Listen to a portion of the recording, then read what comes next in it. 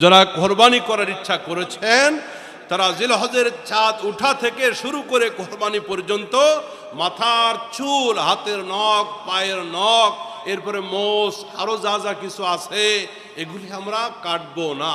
চাঁদ ওঠা থেকে একেবারে বিসমিল্লাহি আল্লাহু আকবার জবাই দেওয়া শেষ না হওয়া পর্যন্ত যারা আমরা কোরবানি দিব, মাথার চুল, নখ, অবাঞ্ছিত লোম এগুলি আমরা কর্তন করব না।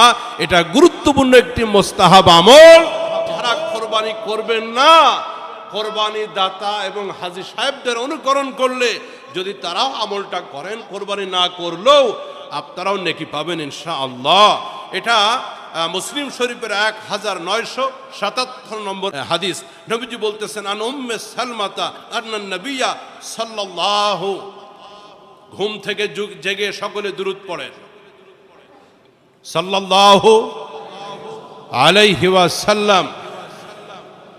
হযরত উম্মে সালমা রাদিয়াল্লাহু তাআলা আনহা থেকে বর্ণিত, রাসূল বলেন, ইদা রাআইতুম হিলালা দিল হজ, যখন তোমরা জিলহজের চাঁদ দেখবে, ওয়া আরাদা আহাদুকুম আইয়ুদাহিয়া ফালইউমসিক